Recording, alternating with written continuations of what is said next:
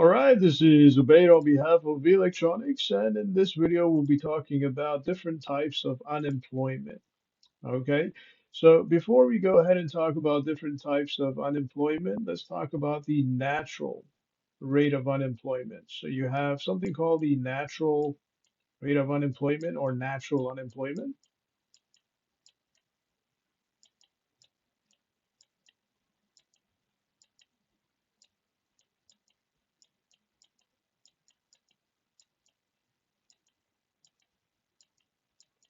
And the theory basically assumes that the real GDP stays the same.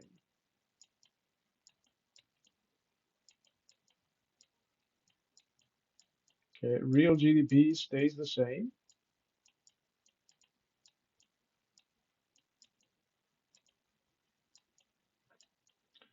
However, because of some social, political, and other factors, okay, not economic factors, but other factors that impact your unemployment rate.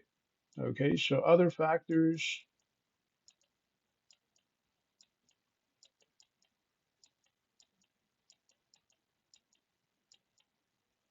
impact employment rate and unemployment rate.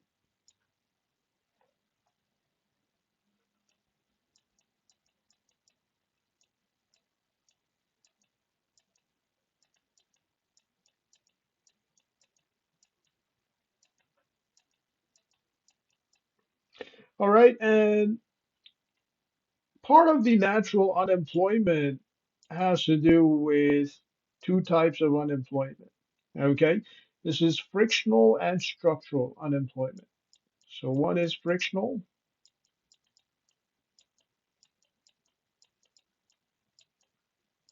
which has to do with natural unemployment.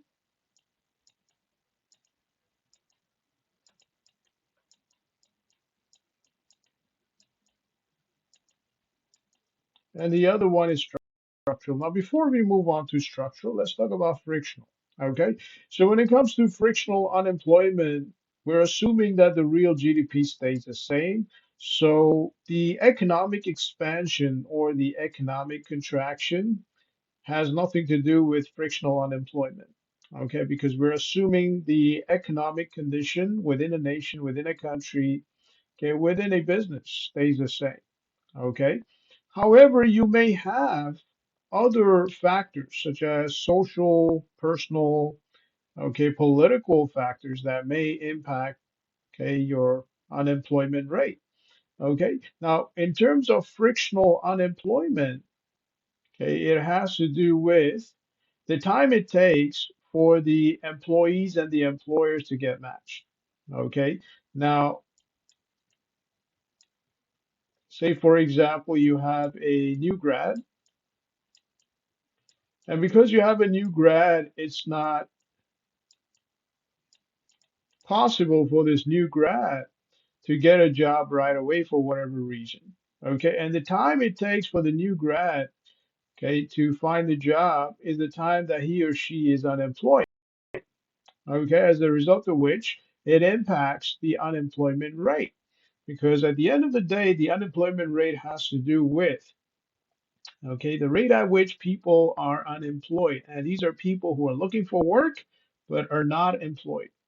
Okay, they're still considered part of the labor force. Okay, so this is new grad looking for work.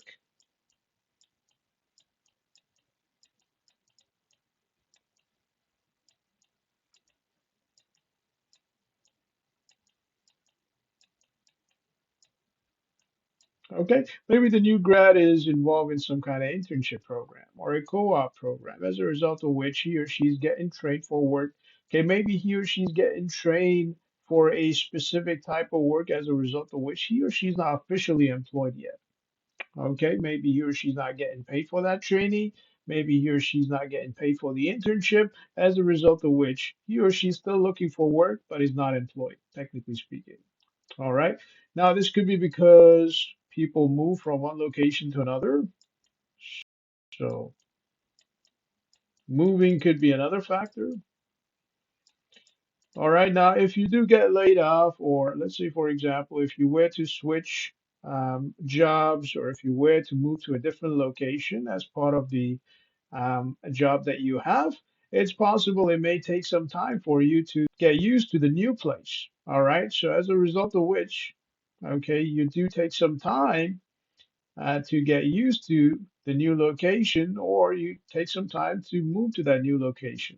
Okay, when this happens, you have frictional unemployment. Okay, because obviously it takes time to move.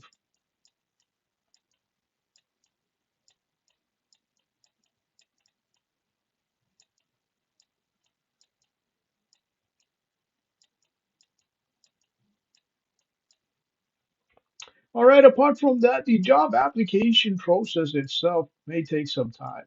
All right, so when it comes to hiring and firing, obviously there's a lot of people involved, especially if the employer is not hiring directly. Okay, the employer may go to an employment agency and recruit workers. The employer may go to a third party and recruit workers. Okay, so the job application process may take some time, as a result of which the employee is unemployed.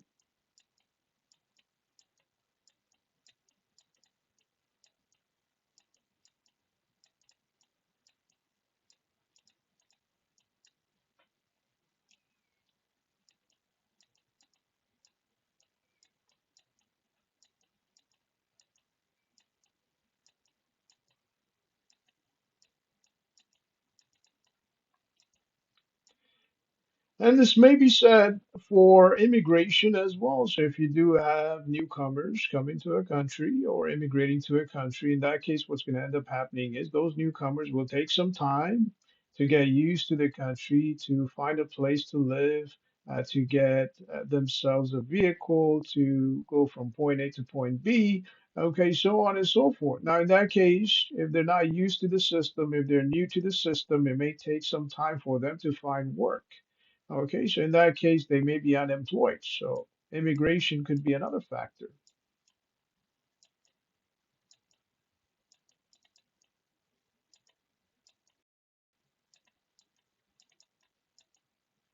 And this all has to do with your frictional unemployment.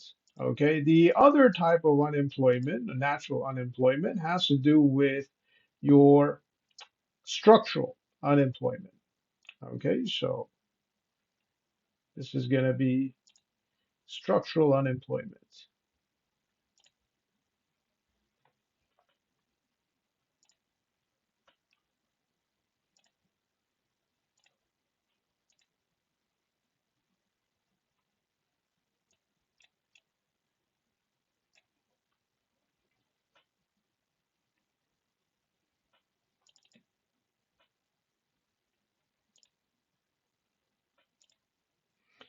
All right, so you have structural unemployment.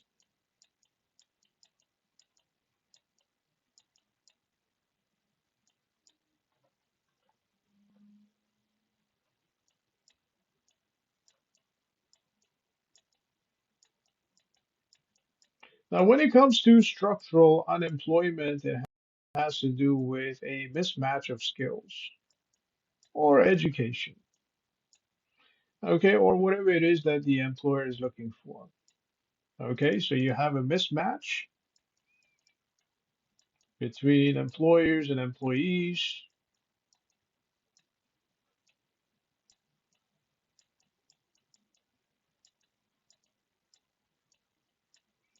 employers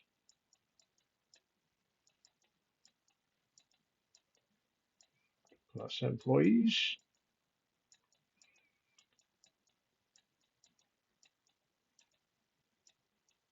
Okay, skills.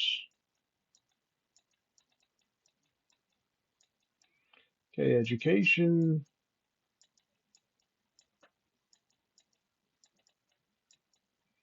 Okay, experience, which is on top of the list in some countries.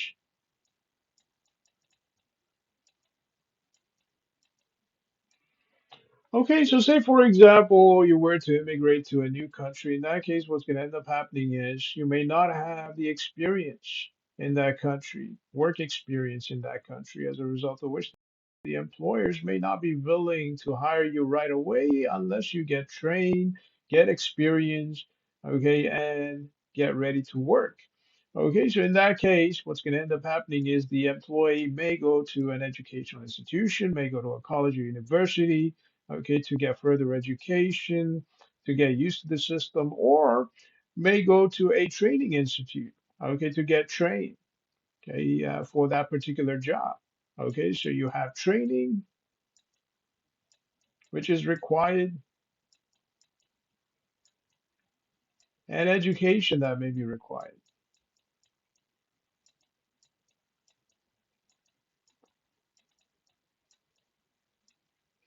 All right, so you have training and education as a result of which the employer, okay, will go ahead and hire somebody else, okay, or will keep on looking. Now, if the employer keeps on looking, obviously the unemployment rate will go up, okay, because the employee who is looking for work is still not employed and is still part of the workforce because he or she is looking for work, as a result of which the unemployment rate will go up.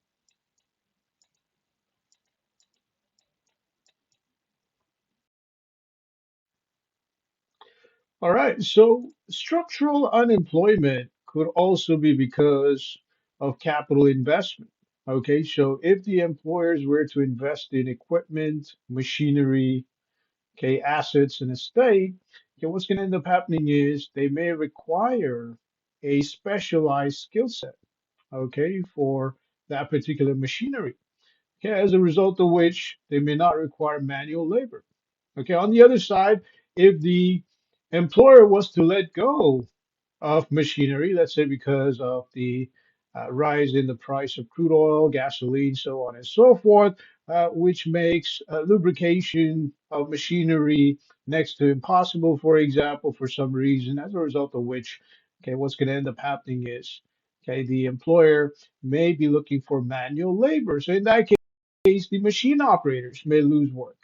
Okay, and this is all relevant to your structural employment or unemployment in this case.